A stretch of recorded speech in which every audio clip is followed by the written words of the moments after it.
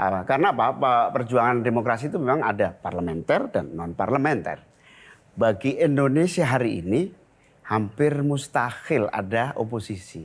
Mustahil. Kenapa? Perangkat hukum yang ada sama sekali tidak memberi ruang. Kenapa perangkat hukum itu bisa kemudian tidak cukup memberi ruang bagi demokrasi atau sistem partai kita? tidak mendapatkan tempat yang memadai di negara Siapa ini. yang harusnya memperkuat perangkat hukum itu? Jadi menurut saya Anda jangan coba-coba jadi pengurus partai kalau nggak tahan. Karena partai ini betul-betul tidak mendapatkan tempat, hanya mendapatkan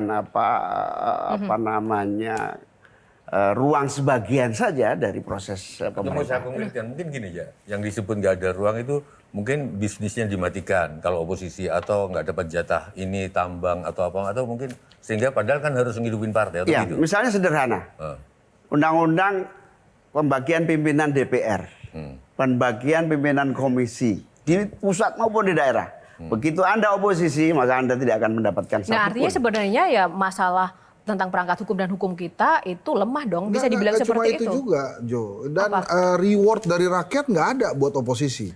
Nah, bicara Gini, kalau reward dari rakyat itu besar untuk oposisi, harusnya PKS menang pemilu kemarin. Tapi kan enggak. Nah, bicara soal rakyat, oke, mungkin tidak ada reward dari rakyat, tapi kemarin kita melihat bersama-sama bahwa semangat rakyat untuk juga peduli dengan demokrasi kita juga besar. Dan salah satunya juga dilakukan dan disuarakan oleh sang putri Caimin sendiri. Kita akan lihat kemarin sempat viral Gus Imin. Ini adalah yang kami capture dari sang putri ya, menolak kebijakan-kebijakan jelek, menolak kinerja DPR yang serampangan, dan akar utamanya menolak monopoli kekuasaan yang mengobok-ngobok independensi partai politik melalui adu domba yang membabi buta lawan sampai ke akarnya. Nah, ini adalah dari Twitternya Mbak Rahma ya, yang memang sempat viral. Nah, ini. Bayangin anaknya jurnalis turun ke lapangan langsung kritik pemerintah, bapaknya satu kubu di pemerintah, sakit banget pasti. Sakit nggak Gus Imin? Nah, terus ini Mbak Rama bilang, iya tapi aku bisa memahami beban dan alasan kenapa ayahku harus melakukan apa yang ia lakukan. Aku masyarakat sipil biasa, jadi turun adalah caraku melawan dan membantu ayahku. Dia juga tahu aku turun. Tepuk tangan dong buat generasi muda kita. Ya, saya tahunya dia turun setelah baca Median. Tapi sebetulnya saya nggak kaget karena sehari-hari dia hampir 24 jam gebukin saya. Setiap perbedaan di pemerintah dengan rakyat itu selalu keras sana ini. Bahkan sempat bilang saya tidak akan lagi mau berpolitik kalau begini caranya, nggak akan bantu lagi ayah. Tapi tiba-tiba dia muncul dengan ikut demo kemarin, ikut demo. Untung nggak pamit saya, kalau pamit saya jadi serba repot itu. Demo dan saya kira di keluarga kami dari dulu sih ada kebebasan lah ya. Masing-masing punya cara pandang, pilihan-pilihan untuk mengambil sikap dan langkah-langkah. Ya, Gus Imin, justru Sherly mungkin sampaikan dulu bahwa Sherly berteman baik dengan Rara. Oh iya. Jadi ketika tadi Rara berani mengatakan kayak begitu dan ternyata ayahnya tahu, maka justru pertanyaan Sherly, ini demokrasi seperti apa yang akan generasi kami hadapi dalam 10 tahun ke depan ketika pragmatisme dan oportunis ini dipertontonkan ke kami, Cak?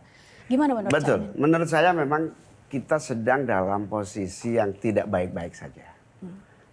30 tahun usia demokrasi dan reformasi kita, seperti yang saya sampaikan, butuh penyegaran, pemupukan, restart demokrasi. Misalnya sistem politik kita, undang-undang partai politik kita, kompetisi kita. Kompetisi kita itu 5 tahun. Maksudnya kompetisi kita itu ke saat pemilu lah. Ini 5 tahun tiap hari saling cari kesalahan, tiap hari saling memojokkan. Nah, kita berhasil menyatukan pilkada dan pilpres tidak terlalu jauh agar 4 tahun berikutnya kita tidak dalam posisi kompetisi. Tapi di sisi yang lain memang kita harus akui indeks demokrasi kita turun. Percaya sama saya, tidak akan pernah ada investasi besar masuk di Republik ini ketika demokrasi cacat, ketika hukum tidak tegak, ketika proses demokrasi itu oligarki. Percaya saya, gagal pembangunan kita ini. Pasti karena orang nggak trust kepada Indonesia. Tapi mungkin saya nyambung Sherly ya. Tadi kan Sherly, gimana generasi ke depan kalau ditontonin sama bapaknya sendiri, bahkan Rara tadi, pragmatisme, masuk ke koalisi. Nggak tahu Caimin dengan Kim Plus ini sedang bersiasat atau sedang berstrategi, aku nggak tahu.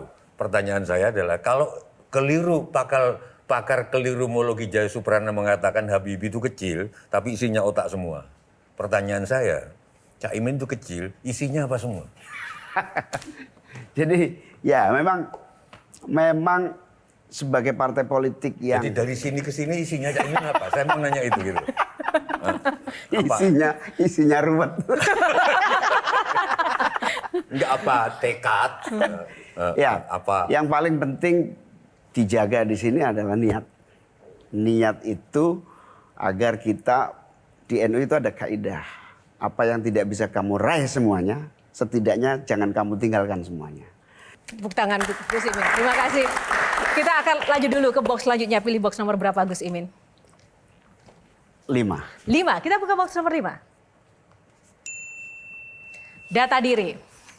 Baik, tepuk tangan untuk Gus Imin, sosok yang berani dan kita kenal sosok yang kadang tuh ceplas-ceplos, belak-belakan, spontan dan bahkan kontroversi yang bikin kita baca dan mendengar tuh justru deg-degan sendiri Gus Imin ya. Nah kemarin juga ada yang menarik juga dari statement Gus Imin mengucapkan kata-kata terima kasih kepada Raja Bali.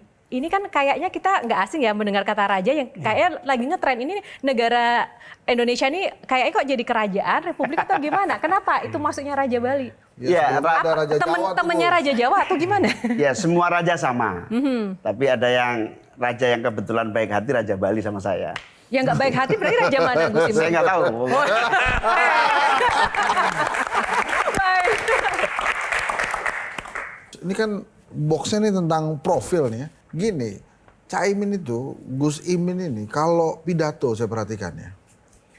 Makin panjang, makin santai bawaannya. Nah justru keluar tuh jokes-jokesnya ala NU tuh. Bercandaan-bercandaannya menurut saya tuh, oh ini nih aslinya Gus Imin nih. Aslinya Gus, memang sedang bercanda atau serius sih sebetulnya. Karena kalau dilihat dari pidato-pidato tuh, awal-awal serius tuh. Nanti ujung-ujung tuh bisa bercanda-bercanda terus bahkan marah kayak kemarin kan tiba-tiba pengecut tiba-tiba teriak-teriak begitu tuh.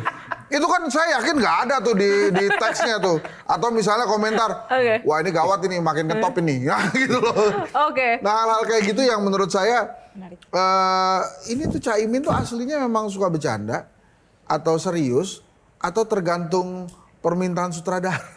Oke, baik pertanyaan sangat menarik dan pertanyaan kita semua, namun jangan dijawab dulu karena setiap pertanyaan ada jawaban, tapi sesaat lagi hanya di Q&A kita jeda dulu.